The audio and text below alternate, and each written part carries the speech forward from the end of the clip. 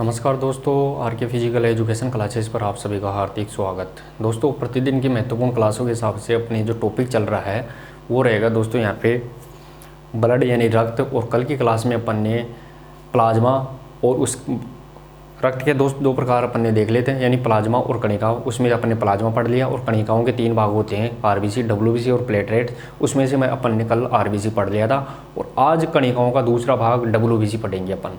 तो दोस्तों, क्लास को शुरू करने से पहले क्लास को शेयर और लाइक जरूर कर लिए एक बार सभी।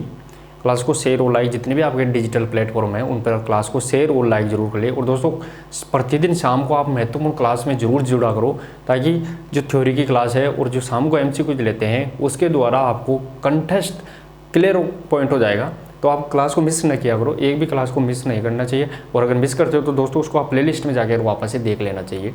तो दोस्तों, आज की क्लास में जो टॉपिक रहेगा वो रहेगा डब्ल्यूबीसी, कणिकाओं का दूसरा भाग, जिसे डब्ल्यूबीसी कहते हैं। और दोस्तों, कणिकाएं कितना परसेंट थी, तो कणिकाएं कुल रुधिर का प्लाज्मा कितना प्रतिशत था, तो प्लाज्मा अपन ने 55 से 60% और रुधिराणु या कणिकाएं 40 से 45%। उनमें से आरबीसी 95% और डब्ल्यूबीसी 0.1%।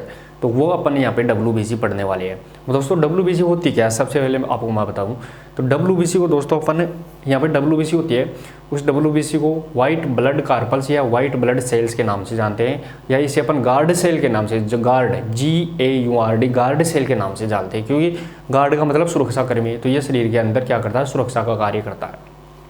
दोस्तों, डब्ल्यूबीसी को अपन किस नाम से जानते हैं, तो इसे अपन ल्यूकोसाइट भी कहते हैं, इसे अपन ल्यूकोसाइट भी कहते हैं। ये कुल कणिकाओं का 0.1% भाग होती है। साथ ही में दोस्तों, इसकी आकृति परिवर्तनशील होती है, लगातार परिवर्तनशील होती रहती है। और इसका निर्माण अस्थि मज्जा में होता है। डब्ल्यूबीसी का निर्माण अस्थि मज्जा में होता है, यानी हड्डियों के मध्य भाग में होता है। ध्यान रखना है, इनका निर्माण मध्य भाग में होता है। साथ ही में दोस्तों, इसकी आकृति अपन ने देख ली, परिवर्तनशील होती है। और इसकी मात्रा शरीर में प्रतिघन mm, यानी एक बूंद के अंदर अगर इसकी मात्रा दी जाए प्रतिघन mm, तो 6 से 10,000 होती है। यानी औसत 6 से 10,000 होती है, लेकिन औसत रूप से 8,000 रहेगी दोस्तों। और बीमारी की अवस्था में इनकी संख्या 30,000 तक पहुंच जाती है। ये शरीर का सिपाही भी कहलाती है। ध्यान रखना है दोस्तों, डब्ल्यूबीसी शरीर का सिपाही कहलाती है, क्योंकि ये एंटीटॉक्सिन का निर्माण करती है। बीमारी की अवस्था में 30,000 तक बढ़ जाती है, तो ये शरीर का सिपाही भी कहलाती है। साथ ही में दोस्तों, जो तीन प्रकार की अपन ने कणिकाएं देखी है, डब्ल्यूबीसी, आरबीसी, डब्ल्यूबीसी और प्लेटलेट्स, उनमें सबसे बड़ी आकार में कौन सी है, वो डब्ल्यूबीसी है, क्योंकि इसके जो व्यास होता है वह 19 से 20 माइक्रोमीटर होता है। वो अपने को यहाँ पे ध्यान रखना है। तो चलिए दोस्तों, डब्ल्यूबीसी के बारे में अपन देखते हैं। तो पहला, आज जो कणिकाओं में ध्यान रखना दोस्तों, अपन दूसरा भाग पढ़ रहे हैं रक्त का, कणिकाएं। उनमें से जो दूसरा भाग पढ़ेंगे अपन वो रहेगा दोस्तों डब्ल्यूबीसी, जिसे अपन किस नाम से जानते हैं, वाइट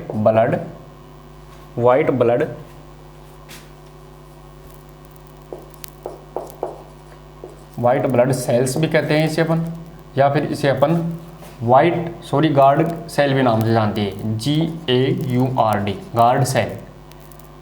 गार्ड सेल भी अपन इसे कहते हैं।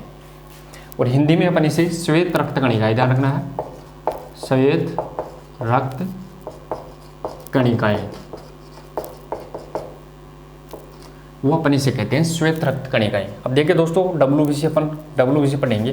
तो डब्ल्यूबीसी में सबसे पहली बात निकल के आती है, इसे अपन, ये कुल रुधिराणु का कितना परसेंट है जो कणिकाएं है, या फिर इसे अपन रुधिराणु के नाम से जानते हैं, रुधिराणु।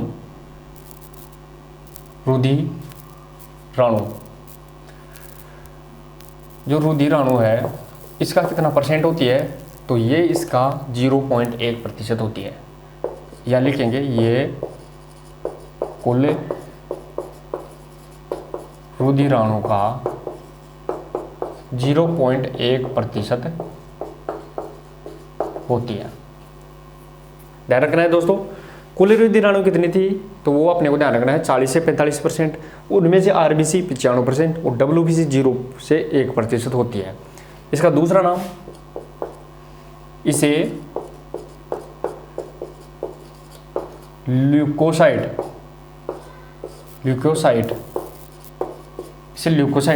ध्यान रखना है।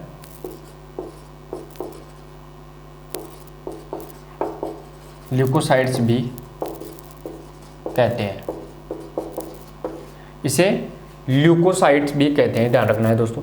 साथ ही में दोस्तों जो इसकी आकृति कैसी है, इसकी आकृति परिवर्तनशील है। आरबीसी की आकृति अपन ने देखी थी उभय होता है, लेकिन इसकी परिवर्तनशील है, बदलती रहती है, क्योंकि इसको कहीं पर भी शरीर में कहीं भी जा सकती है बदलते हुए आकार को। इसकी आकृति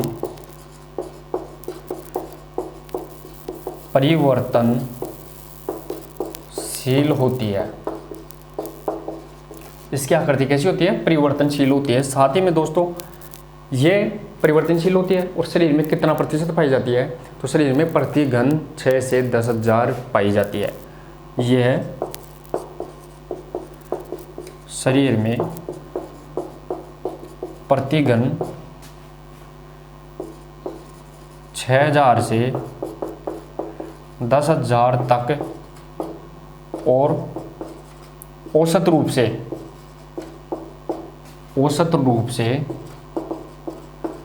8,000 होती है। औसत रूप से, क्योंकि 6 और 10 16 का 8,000, औसत रूप से 8,000 तक WBC पाई जाती है शरीर में। आगे देखिए दोस्तों, बीमारी की अवस्था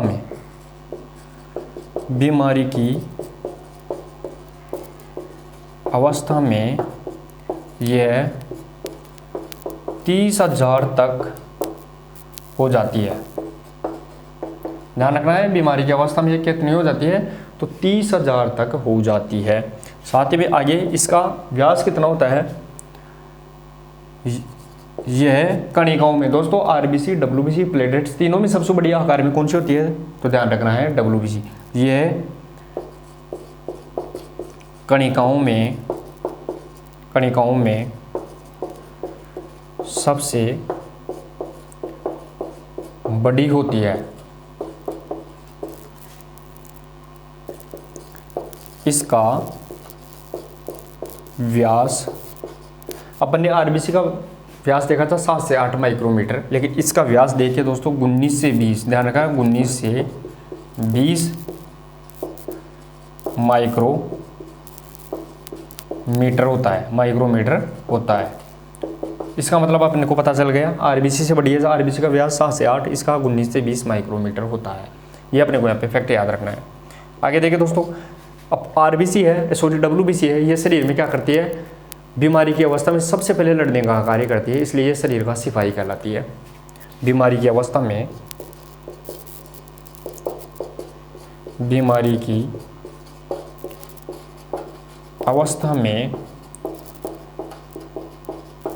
सबसे पहले लड़ने का काम करती है, इसलिए इसे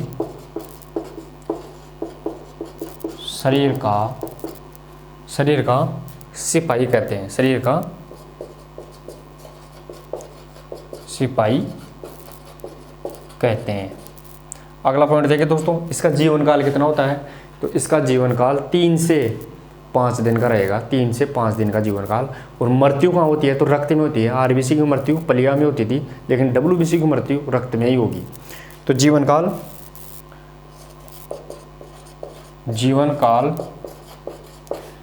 3 से 5 दिन और मृत्यु रक्त के अंदर होती है, रक्त के अंदर होती है। और निर्माण का होता है तो अस्थि मज्जा में, लेकिन हड्डियों के मध्य भाग में होगा। आरबीसी का निर्माण हड्डियों के किनारों पर है। दोस्तों ये हड्डी है, मान लो ये हड्डी है, ये अपन ने हड्डी देख ली, मान लो ये कोई हड्डी है। इस हड्डी के इन किनारों पर तो कौन, आरबीसी का निर्माण होगा। किनारों पर तो कौन सा, आरबीसी। ध्यान रखना है, किनारों पर, दोनों तरफ किनारों पर कौन सा, आरबीसी का निर्माण। और जो इसका मध्य भाग है, इस मध्य भाग में किसका निर्माण होगा, तो वो डब्ल्यूबीसी का निर्माण होगा। ये अपने को यहाँ पे ध्यान रखना है। यानी किनारों पर तो दोनों तरफ हड्डी के आरबीसी और मध्य भाग में हड्डी के डब्ल्यूबीसी का निर्माण होता है दोस्तों। तो ये जीवन काल 3 से 5 दिन और मृत्यु रक्त के अंदर होती है। तो दोस्तों अपन ने डब्ल्यूबीसी के बारे में क्या क्या देख लिया वो देखिए दोस्तों अपन है। WBC में इसे वाइट ब्लड सेल, इसे गार्ड सेल के नाम से भी जानते हैं, इसे अपन गार्ड सेल भी कहते हैं। ध्यान रखना, एक पॉइंट लिख लिए दोस्तों यहाँ पे, इसे गार्ड सेल भी कहते हैं। यहाँ पे स्टार लगा के इसे गार्ड सेल, सेल का मतलब कोशिका, इसे गार्ड सेल भी कहते हैं, सेल भी कहते हैं, इसे अपन गार्ड सेल भी कहते हैं। अब देखिए दोस्तों, अपन कणिकाओं का दूसरा भाग जिसे अपन WBC कहते हैं वो पढ़ रहे हैं, white blood cells, guard cell या श्वेत रक्त कणिकाएं। ये कुल रुधिर अणु का 0.1% भाग होती है। इसे ल्यूकोसाइट कहते हैं, इंपॉर्टेंट नाम याद रखना है। आगे देखिए दोस्तों, इसकी आकृति परिवर्तनशील होती है, इसकी आकृति फिक्स नहीं होती है। ये शरीर में प्रतिघन, ध्यान रखना है, शरीर में प्रतिघन 6000 से 10,000 तक, यानी औसत रूप से 8000 तक पाई जाती है। बीमारी की अवस्था में इनकी संख्या 30,000 तक हो जाती है। और यह कणिकाओं में सबसे बड़ी होती है। ध्यान रखना, तीनों कणिकाएं होती है, यानी RBC, WBC और प्लेटलेट्स। इन तीनों में सबसे बड़ी कौन सी होती है? तो WBC। इसका व्यास कितना होता है? तो 19 से 20 माइक्रोमीटर होता है। ध्यान रखना है। और बीमारी की अवस्था में सबसे पहले लड़ने का कार्य करती है, इसलिए इसे शरीर का सिपाही कहते हैं। और इसका जीवन काल 3 से 5 दिन। और मृत्यु कहाँ हो जाती है? इसकी रक्त में होती है, यानी ब्लड के अंदर हो जाती है। और इसका निर्माण कहाँ होता है? तो हड्डियों के मध्य भाग में इसका निर्माण होता है WBC का। और इसे अपन गार्ड सेल के नाम से भी जानते हैं। स्क्रीनशॉट ले लीजिए दोस्तों एक बार। फिर अपन यहाँ पे ध्यान रखना है, जो WBC है दोस्तों, इसके 2 भाग होते हैं, एक ग्रेनुलोसाइट, दूसरा एग्रेनुलोसाइट। उसके बारे में अपन खोल के पढ़ेंगे।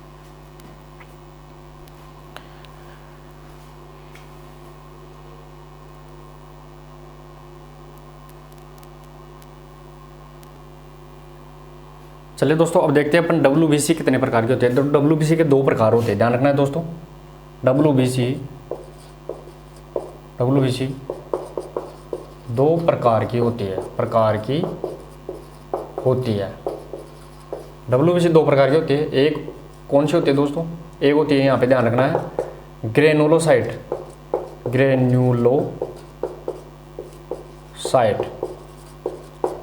और दूसरी होती है दोस्तों, वो कौन सी होती है? एग्रेनुलोसाइट।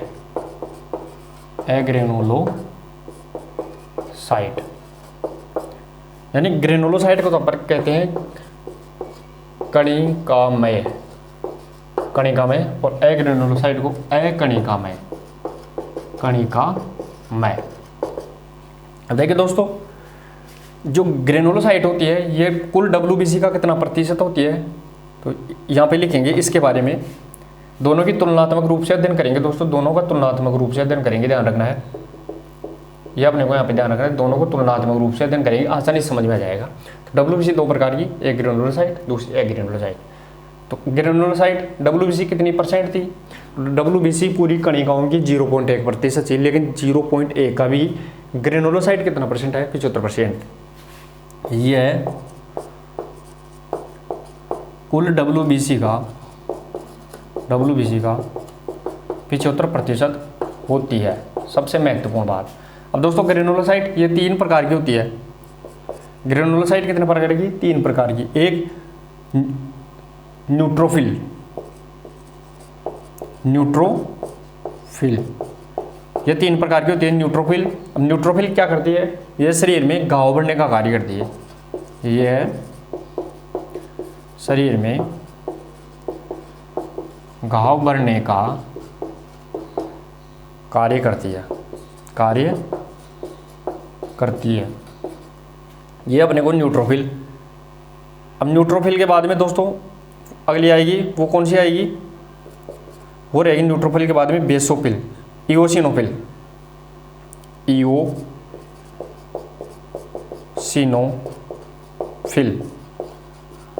इओसिनोफिल देखिए दोस्तों, ये क्या कार्य करती है? ये शरीर में प्रतिरक्षा तंत्र का महत्वपूर्ण कार्य करती है। ये शरीर में प्रतिरक्षा तंत्र का महत्वपूर्ण कार्य करती है। तीसरी कौन सी आएगी दोस्तों? न्यूट्रोफिल, इओसिनोफिल, और तीसरी आएगी उसे अपन बेसोफिल के नाम से जानते हैं, बेसोफिल। अब दोस्तों बेसोफिल क्या करती है? ये शरीर में 2 प्रोटीन लेकर चलती है, एक हिपेरिन और दूसरा सिस्टेमिन। हिपेरिन तो क्या करता है, शरीर में जो रक्त होता है उसको तरल बनाता है, और सिस्टेमिन चोट लगने पर उस रक्त को गाढ़ा कर देता है। तो ये शरीर में दो प्रोटीनों को लेकर चलती है। कौन सी? बेसोफिल। ध्यान रखना है, ये है शरीर में 2 प्रोटीन लेकर चलती है। कौन कौन से? एक तो लेकर चलती है 2 प्रोटीनों में से, एक तो लेकर चलती है हिपेरिन और दूसरा सिस्टेमिन। अब देखिए दोस्तों, मैंने हिपेरिन तो क्या करता है, ये रक्त को तरल बनाता है, और सिस्टेमिन क्या करता है, ये रक्त को गाढ़ा बनाता है। आप इसके भी नीचे भी लिख लिए, हिपेरिन के पास में लिख लेना थोड़ा सा कि ये रक्त को क्या करता है, तरल बनाए रखता है। और सिस्टेमिन के नीचे क्या लिखोगे, ये रक्त को गाढ़ा बनाने का कार्य करता है। चोट लगने की स्थिति में ये रक्त को क्या करता है, गाढ़ा बनाने का यानी थक्का बनाने का काम कर लेता है। तो दोस्तों ये अपन ने क्या देख लिए, इसके 3 भाग देख लिए, यानी WBC के भी 3 भाग थे। एक कौन सा था, न्यूट्रोफिल, दूसरा इओसिनोफिल और तीसरा बेसोफिल। ये अपन ने 3 भाग देख लिए। अब दोस्तों ये तो ग्रेनुलोसाइट थी, अपने को ध्यान रखना है WBC का 75%। अब पढ़ेंगे अपन एग्रेनुलोसाइट। तो ये कुल WBC का, ये कुल WBC का 25% होती है। ध्यान रखना है, ये कुल WBC का कितना प्रतिशत होती है, तो ये कुल WBC का ध्यान रखना है कितना, 25% होती है। अब दोस्तों एग्रेनुलोसाइट होती है, वो 2 प्रकार की होती है, एक लिम्फोसाइट और एक मोनोसाइट। ध्यान रखना है, ये 2 प्रकार की होती है,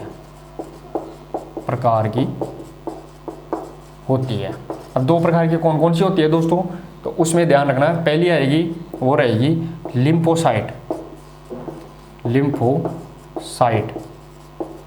यानी पहली कौन सी होती है दोस्तों, तो वो यहाँ पे ध्यान रखना है लिम्फोसाइट। और ये कुल WBC की ध्यान रखना है दोस्तों, ये कुल WBC की कितना प्रतिशत पाई जाती है, तो कुल WBC का ये 25% पाई जाती है।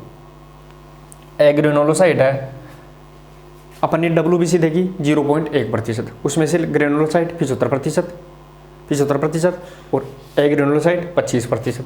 अब इस 25% में भी जो लिम्फोसाइट है वो कितना परसेंट पाई जाती है, वो 25% पाई जाती है। ध्यान रखना है, ये 25% होती है। आगे देखिए दोस्तों, लिम्फोसाइट के बारे में लिख रहे हैं अपन, लिम्फोसाइट के बारे में। तो लिम्फोसाइट के बारे में अगला पॉइंट आएगा, इसमें 2 कोशिकाएं होती है, एक टेरा और एक बीटा। तो अगर बीटा कोशिका में कमी हो जाती है तो एड्स रोग होता है। ध्यान रखना है, प्रश्न पूछा गया है कि एड्स रोग WBC की कौन सी कोशिका के कमी के कारण होता है, तो वो लिम्फोसाइट के कमी के कारण होता है। यह 2 कोशिकाएं लेकर चलती है, 2 कौन कौन सी, 2 में एक तो होती है टेरा और दूसरी होती है बीटा। तो अगर बीटा में कमी हो जाती है, अगर बीटा कोशिका की कमी से एड्स, ध्यान रखना है दोस्तों, एड्स होता है। इंपॉर्टेंट बात ये रहेगी यहाँ पे, एड्स होता है किसकी कमी से, बीटा कोशिका की कमी से। तो दोस्तों 2 प्रकार की पढ़ी थी अपन ने।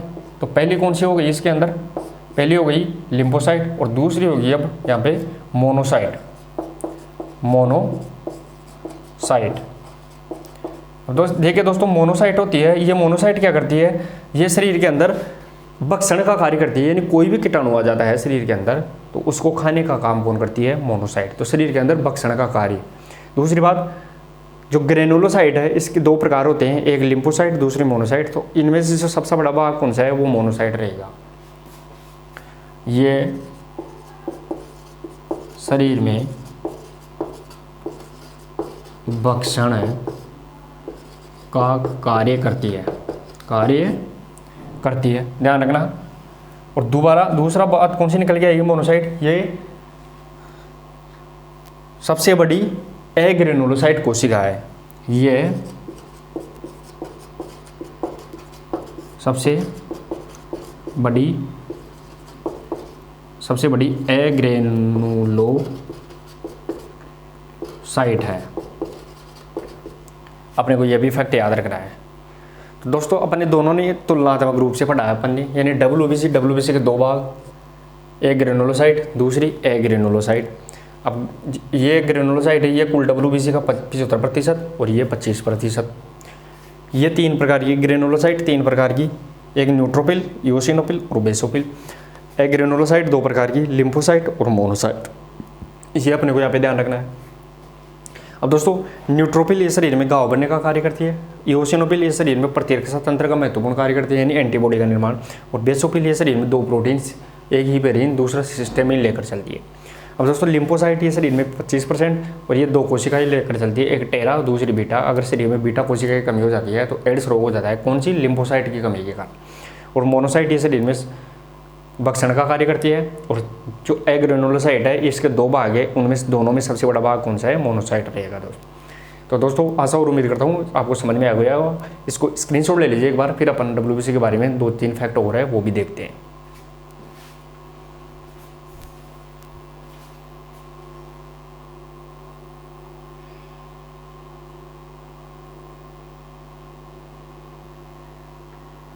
तो चलिए दोस्तों अब डब्ल्यूबीसी से संबंधित अपन 2-3 फैक्ट और हैं वो भी अपन देख लेते हैं। तो पहला फैक्ट रहेगा दोस्तों यहाँ पे डब्ल्यूबीसी से संबंधित, वो रहेगा अगर डब्ल्यूबीसी शरीर में डब्ल्यूबीसी की कमी हो जाती है तो कौन सा रोग होगा? ल्यूकोपेनिया। ध्यान रखना है दोस्तों, ल्यूकोपेनिया। जैसे आरबीसी की कमी हो जाती है तो शरीर में एनीमिया रोग होता है, लेकिन डब्ल्यूबीसी की कमी से शरीर में कौन सा रोग होगा? ल्यूकोपेनिया। और अगर शरीर में डब्ल्यूबीसी बिल्कुल बनना ही बंद हो जाती है, मान लो बनती नहीं है, तो वो ल्यूकेमिया हो जाएगा, यानी रक्त का कैंसर, ब्लड कैंसर हो जाएगा। ध्यान रखना है दोनों में फ़र्क है। अगर डब्ल्यूबीसी शरीर में कम बनती है तो ल्यूकोपेनिया कहलाएगा, और अगर शरीर में डब्ल्यूबीसी बिल्कुल बनना ही बंद हो जाती है तो वो ल्यूकेमिया कहलाएगा, ल्यूकेमिया यानी ब्लड का कैंसर। दूसरी बात, डब्ल्यूबीसी एक जगह से दूसरी जगह आकार परिवर्तन करके कहीं पर भी शरीर में पहुंच जाती है तो उसे अपन डाईपेडेसिस के नाम से जानते हैं, डाईपेडेसिस। और इन्फेक्शन की स्थिति में डब्ल्यूबीसी बहुत ज़्यादा शरीर में बढ़ जाती है, बन जाती है यानी बढ़ जाती है, तो उसे अपन कीमोटेक्सिस के नाम से जानते हैं। तो ये 3-4 फैक्ट अपने को ये भी याद रखने हैं। देखिए दोस्तों पहला रहेगा ल्यूकोपेनिया।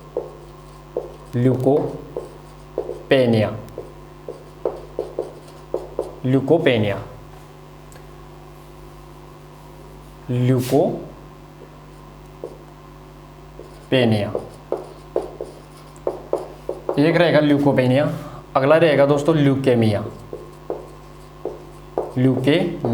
दोनों शब्दों में फर्क है दोस्तों, ध्यान रखना, ल्यूकोपेनिया और ल्यूकेमिया। और तीसरा शब्द रहेगा दोस्तों वो रहेगा डाईपेडेसिस।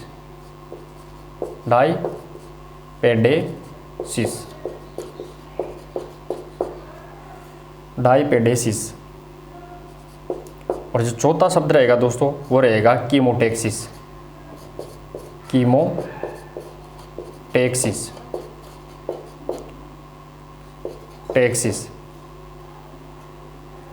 अब देखिए दोस्तों चारों शब्दों में क्या फर्क है। ल्यूकोपेनिया, डब्ल्यूबीसी का शरीर में कम बनना ल्यूकोपेनिया रोग होता है। डब्ल्यूबीसी की कमी से होने वाला रोग। ध्यान रखना है दोस्तों, शरीर में डब्ल्यूबीसी की कमी से जो रोग होता है वो ल्यूकोपेनिया। अगला रोग आएगा दोस्तों वो रहेगा ल्यूकेमिया। शरीर में डब्ल्यूबीसी बिल्कुल बनना ही बंद हो जाती है तो वो कौन सा रोग होगा? ल्यूकेमिया। अगर शरीर में डब्ल्यूबीसी का बनना बिल्कुल बंद हो जाता है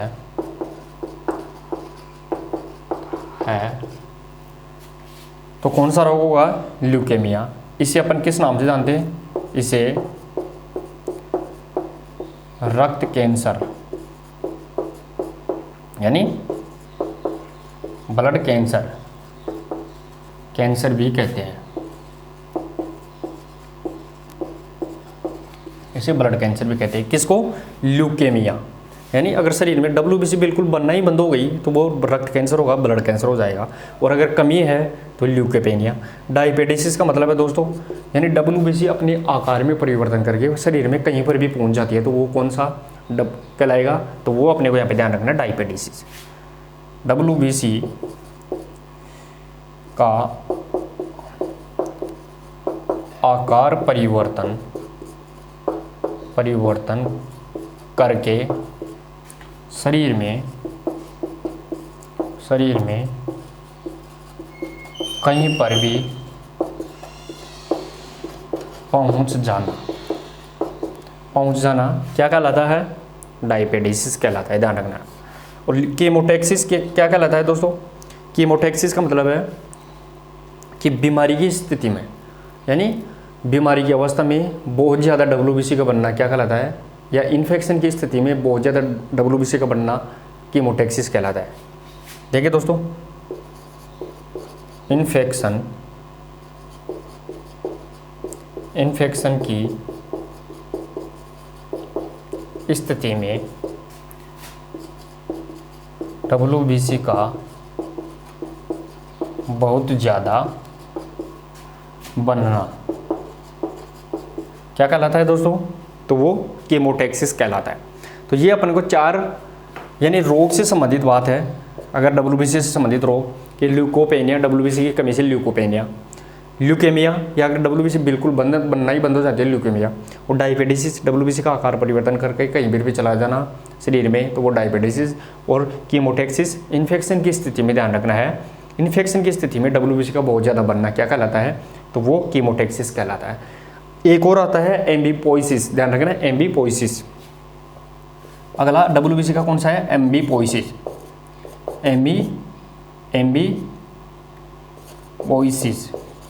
एम्बीपोइसिस। इसका मतलब क्या है? एम्बीपोइसिस का मतलब है दोस्तों कि एक WBC के पीछे दूसरी सारी WBC का चलना, यानी एक बेड चलती है उसके पीछे सारी बेडें चलती है, उसी प्रकार शरीर में एक WBC के पीछे सभी WBC का चलते रहना एम्बीपोइसिस कहलाता है। देखिए दोस्तों, एक WBC के पीछे सभी WBC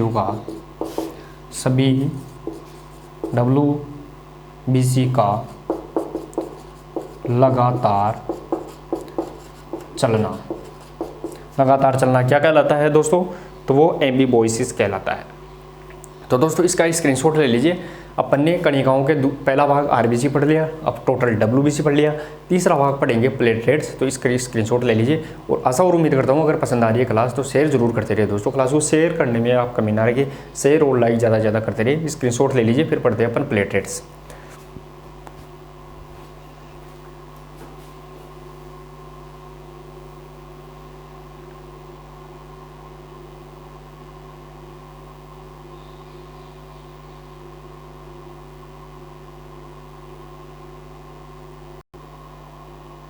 चलिए दोस्तों, अब देखते हैं अपन कणिकाओं का तीसरा भाग। यानी पहला भाग अपन ने RBC देख लिया, दूसरा WBC। अब देखेंगे अपन तीसरा भाग जिसे अपन प्लेटलेट्स के नाम से जानते हैं। तो तीसरा भाग कौन सा आएगा दोस्तों? प्लेटलेट्स जिसे अपन किस नाम से जानते हैं दोस्तों? हिंदी में बिंबाणु। इसे अपन बिंबाणु या पट्टिकाएं भी इसे अपन कहते हैं। देखिए दोस्तों, प्लेटलेट्स, बिंबाणु या पट्टिकाएं। अब देखिए दोस्तों, ये क्या होता है? ये होता है दोस्तों सबसे पहले तो प्लेटलेट्स, बिंबाणु या पट्टिकाएं। इसे अपन दूसरा नाम किस नाम से जानते हैं? तो इसे अपन दूसरा नाम थ्रोम्बोसाइट के नाम से जानते हैं। जैसे RBC को अपन एरिथ्रोसाइट, WBC को ल्यूकोसाइट और प्लेटलेट्स को थ्रोम्बोसाइट कहते हैं। इसे अपन थ्रोम्बोसाइट कहते हैं। दूसरी बात, इसका आकार। तो आकार इसका कितना होता है दोस्तों? तो आकार में तीनों कणिकाएं होती है, यानी RBC, WBC, प्लेटलेट्स। तो सबसे बड़ी कौन सी थी? WBC। और सबसे छोटे आकार में वो प्लेटलेट्स रहे, यानी सबसे छोटी आकार में प्लेटलेट्स होती है, बिंबाणु होता है। इनका आकार 2 से 3 माइक्रोमीटर का होता है। और ध्यान रखना है, इनका जीवन काल कितना होता है? तो जीवन काल 10 से 12 दिन का होता है। निर्माण अस्थि मज्जा में, और इसकी मृत्यु पलिया में होती है। यानी RBC जहाँ पलिया में खत्म होती है वैसे ही प्लेटलेट्स पलिया में खत्म होती है। लेकिन WBC की मृत्यु रक्त में हुई थी। साथ ही में दोस्तों निर्माण अपन ने इसका अस्थि मज्जा में देख लिया है। और इसके अंदर आगे कि इसकी प्रतिघन मात्रा कितनी होती है, तो इसकी प्रतिघन रक्त में इसकी मात्रा रहेगी दोस्तों, वो रहेगी 2.5 से 5 लाख। ये भी अपने को यहाँ पे फैक्ट याद रखना है, 2.5 से 5 लाख इसकी मात्रा होती है। कार्य क्या करती है, तो कार्य करती है दोस्तों चोट लगने पर थक्का, रक्त का थक्का जमाने का काम, यानी हीमोरेज का कार्य करती है। तो देखिए दोस्तों प्लेटलेट्स के बारे में अपन क्या क्या फैक्ट लिखेंगे। इसे थ्रोम्बोसाइट कहते हैं, थ्रोम्बोसाइट भी कहते हैं। सबसे इंपॉर्टेंट बात, इसे थ्रोम्बोसाइट भी कहते हैं। आगे देखिए दोस्तों, इसे थ्रोम्बोसाइट भी कहते हैं। यह कणिकाओं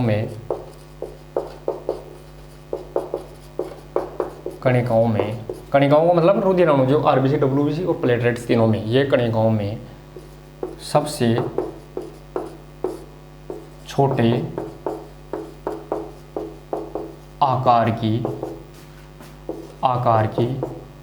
कोशिका होती है,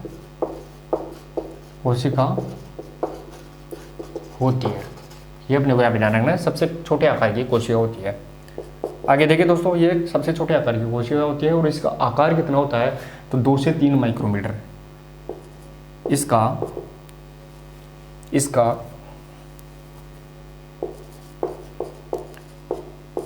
आकार 2 से 3 माइक्रोमीटर होता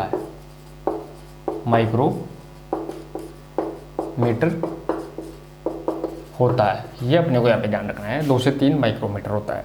आगे इसकी रक्त में कितनी मात्रा होती है, तो इसमें इसकी रक्त में मात्रा प्रतिघन 2.5 से 5 लाख होती है। इसकी रक्त में मात्रा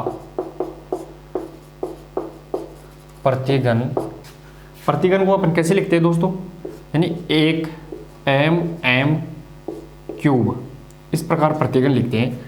तो इसकी मात्रा प्रतिघन 2.5 से 5 लाख होती है,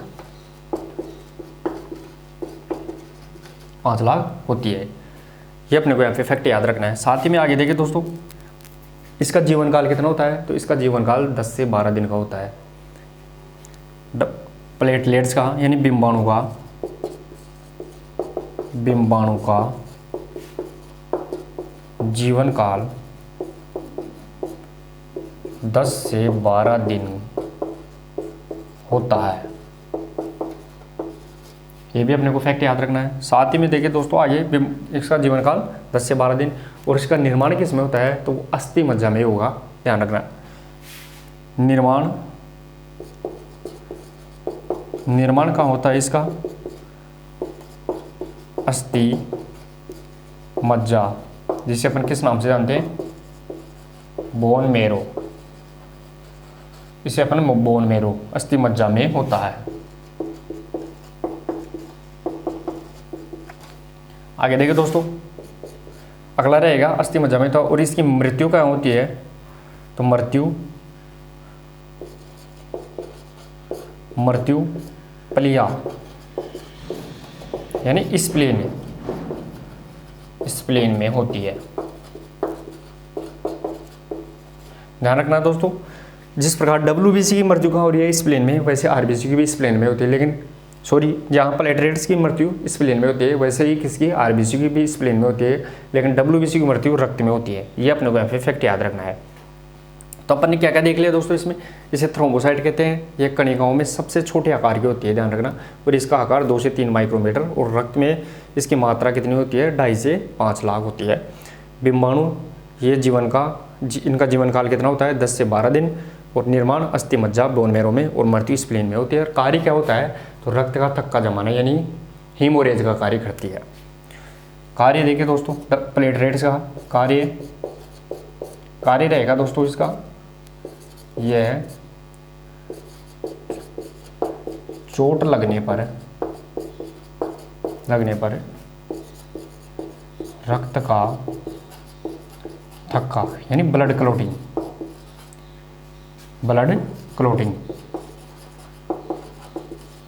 रक्त का थक्का जमाती है। यहाँ पे आपको एक बात ध्यान रखनी है दोस्तों, जो WBC थी उस WBC में एक प्रोटीन थी फाइब्रोनोजन, वो भी थक्का जमा रही थी, और प्लेटलेट्स स्पेशल थक्का जमाने का कार्य करती है, वो भी अपने को यहाँ पे ध्यान रखना है। तो ये चोट लगने पर क्या करती है, रक्त का थक्का ब्लड क्लोटिंग करती है। दोस्तों एक बार इसका स्क्रीनशॉट ले लीजिए, फिर बिम्बाणु थक्का कैसे जमाती है वो अपन यहाँ पे देख लेते हैं एक बार। तो इस बार स्क्रीनशॉट ले लीजिए।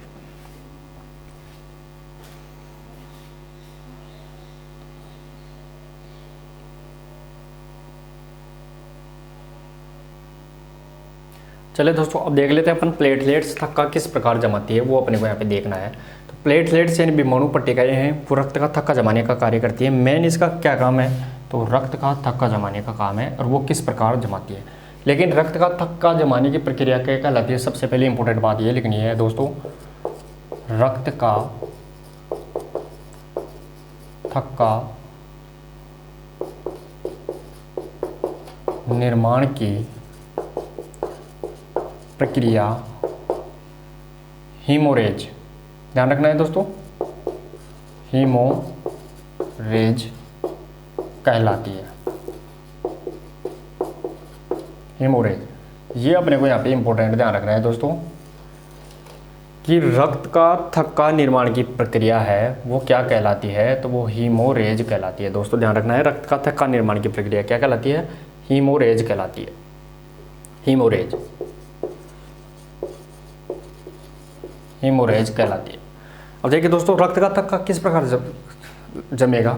सबसे पहले मान लो अपने चोट लग गई, चोट लगते ही अपने चोट वाले भाग पे क्या आ जाएगी, तो वो अपन ने पढ़ा था प्लाज्मा के अंदर प्रोटीन वाला भाग 7% में 3 प्रोटीन, एल्ब्यूमिन, ग्लोबुलिन, फाइब्रिनोजन और प्रोथ्रोम्बिन, वो भाग पढ़ा था। तो उसमें से फाइब्रिनोजन होगा और प्रोथ्रोम्बिन लास्ट वाला था, तो वो क्या कर रहा था, मैंने उधर भी लिखाया था कल की क्लास में कि वो क्या करता है, किसका काम करता है, रक्त का थक्का जमाने का काम करता है। तो थ्रोम्बोप्लास्टिन काम करेगा सबसे पहले। दोस्तों उस जगह पर क्या आ जाएगा, थ्रोम्बोप्लास्टिन प्रोटीन आ जाएगा चोट लगने वाले भाग पर। थ्रोम्बोप्लास्टिन क्या करेगा, कैल्शियम से संपर्क करके, Ca+, ध्यान रखना है, कैल्शियम से संपर्क करेगा, और कैल्शियम से संपर्क करके वो किस में बदल जाएगा, थ्रोम्बोप्लास्टिन में। इसमें तो प्रोथ्रोम्बो, अब ये कैल्शियम से संपर्क कर लिया उस चोट वाले भाग में, और किस में बदल गया, थ्रोम्बोप्लास्टिन में। अब थ्रोम्बोप्लास्टिन शरीर में क्या करता है दोस्तों, हीपेरिन प्रोटीन क्या करता है, शरीर में रक्त को तरल बनाता है। तो उस हीपेरिन प्रोटीन को निष्क्रिय कर देगा, उसको कम करेगा तभी तो जाके रक्त क्या होगा, गाढ़ा बनेगा। तो गाढ़ा बन जाएगा तो प्रोथ्रोम्बोप्लास्टिन क्या करेगा, हीपेरिन को निष्क्रिय कर देगा, और फिर किस में बदल जाएगा, थ्रोम्बोप्लास्टिन थ्रोम्बिन में बदल जाएगा। अब थ्रोम्बिन में बदलने के बाद वो किससे, फाइब्रिनोजन से संपर्क करेगा। अपन ने 7% प्रोटीन में पढ़ा था फाइब्रिनोजन, तो फाइब्रिनोजन प्रोटीन से संपर्क करेगा कौन, थ्रोम्बिन, और किस में, फाइब्रिन प्रोटीन में बदल जाएगा। अब फाइब्रिन प्रोटीन के साथ में प्लेट्स, जो अपन ने तीसरा भाग पढ़ा है WBC का तीसरा भाग, एक कणिकाओं का तीसरा भाग पढ़ा है प्लेटलेट्स, तो इस प्लेट से संपर्क कर लेगा कौन, फाइब्रिन प्रोटीन, और क्या लास्ट में अंत में क्या हो जाएगा, थक्का जम जाएगा, उस जगह रक्त की क्लोटिंग हो जाएगी, यानी ब्लड क्लोटिंग हो जाएगी। ध्यान रखना है, ब्लड की क्लोटिंग कंप्लीट हो जाएगी, ये अपने को यहाँ पे ध्यान रखना है दोस्तों। तो ये इस प्रकार रक्त का थक्का जमता है, यानी थ्रोम्बोप्लास्टिन, थ्रोम्बिन, फाइब्रिनोजन और फाइब्रिन प्रोटीन प्लेट से मिलकर थक्का जमाती है। और थक्का जमाने की प्रक्रिया होती है उसे अपन किस नाम से जानते हैं, हीमोरेज के नाम से जानते हैं। तो दोस्तों आशा और उम्मीद करता हूँ आपको कि ब्लड वाला टॉपिक आपको समझ में आया होगा, और अगर समझ में आया है तो क्लास को शेयर और लाइक जरूर करके क्लास को ख़त्म करेंगे दोस्तों। इसके बाद में अपना टॉपिक रहेगा रक्त परिसंचरण, यानी ब्लड सर्कुलेशन, शरीर में ब्लड किस प्रकार घूमता है वो अपन अलग से पढ़ेंगे। तो ये ब्लड का टॉपिक अपन ने पढ़ लिया है, क्लास समझ में आई है तो क्लास को शेयर और लाइक करके जरूर क्लास को ख़त्म करें। मिलते हैं दोस्तों कल एक नेक्स्ट क्लास के साथ, तब तक के लिए धन्यवाद, थैंक यू सो मच।